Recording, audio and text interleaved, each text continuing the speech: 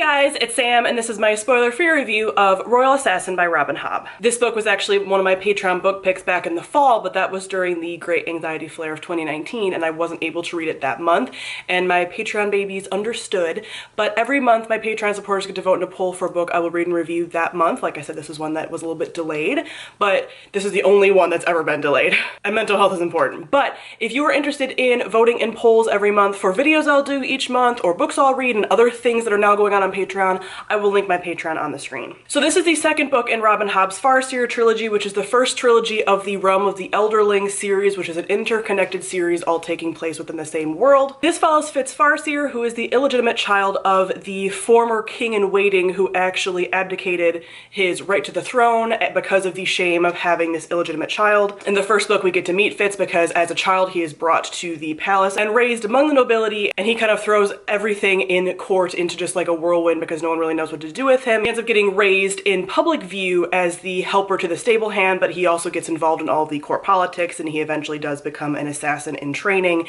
And this is the second book in which that is continuing. He is ever further involved in the court politics and the assassin stuff, and it's rough for him. But this is him in his late teens to early 20s, I believe. So first off, I'm gonna talk about the world building. I really enjoy the world in here, particularly the magic system. So there's two different kinds of magics, the skill and the wit. The skill is more of this like mind communication, mind manipulation type thing, and it can actually do a lot of things, but we're still learning just very slowly what exactly it can do and the scope of it, because Fitz hasn't really grasped fully how to use that skill, but like you know that he's gonna have like really good powers with it eventually. And then the second one is the wit. And the wit is actually a look down upon magic because that is communication with animals. And in like the old maid's tales of this world, it's like, oh, people will like turn into their animals and they'll just become beasts, and it's very looked down upon. But Fitz in both books in the series so far has formed bonds with different animals, much to his sadness and heartbreak mostly.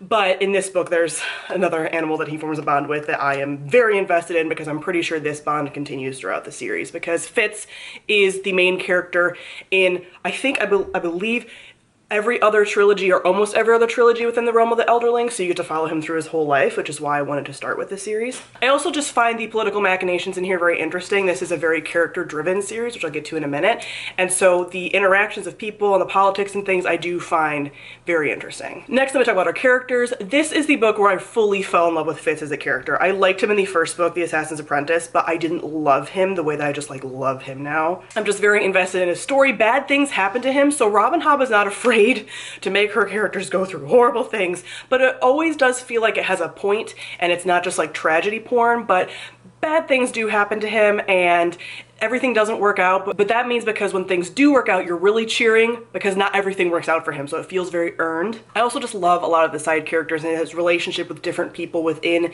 the court. I just find that very interesting. I don't quite find the villains as interesting. They feel more mustache twirling to me and just like stupid. Like they'll just do things, like they'll win, so they're not stupid in that way, but like the reasons for them doing things and the repercussions of their actions, I'm like, why are you like this? Like, this is so dumb. So it's kind of like watching our modern day politicians that are corrupt and being like, why are you doing this? Like, why are you burning down the rainforest? Like, why is that happening? You know, like that level of just like, so it's believable because this stuff exists, but you're just like, this is so infuriating. I will say that the romance that Fitz has within the series so far, I don't love. I don't find it to be a good romance that I like really pull for. It's not necessarily toxic, I just don't think they're a very good match, so I find myself not really liking the character that he is in love with. But I don't think that's necessarily like her fault. I just think they don't bring out the best in each other. But there's a lot of like sort of like found family dynamics in here, even though some of these people like technically are Fitz's family.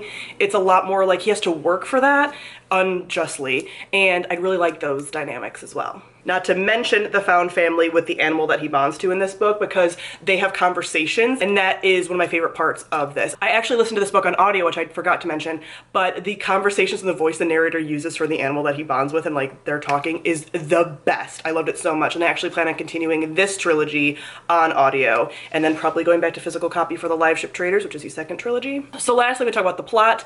I really enjoyed this. I did find that I found like the first book I couldn't really get into quite as much. This book was long longer, but then again, listening to it on audio felt like it went by faster. I followed it more. I really enjoyed the audiobook narration of this and just kept me more invested, which is why I'm going to do that for the third book, because I've heard the third book is a slog. But I really liked the like political machinations, like I've said, and just the fact that this is like so character driven, so it can feel kind of slow, but I just really like all of the connections between characters, and you get to see a lot of these like quiet moments between characters and their conversations, and you just like deeply connect and feel for them because of all of these like intimate moments they have with one another. So I deeply appreciate that, and have gotten, like I said, very invested in this world and in this series within this second book. So I gave this book 4 out of 5 stars. So comment down below and let me know what you thought of Royal Assassin, and I do plan on doing like an overall discussion of this series, of this trilogy, and of the series when I eventually finish a series of like 16 books. But of this trilogy, I will do like a gushy discussion thing at the end of the last book, in case you're wondering, because I'm not going to do a gush for this book. But like I said, comment down below and let me know your thoughts on Royal Assassin.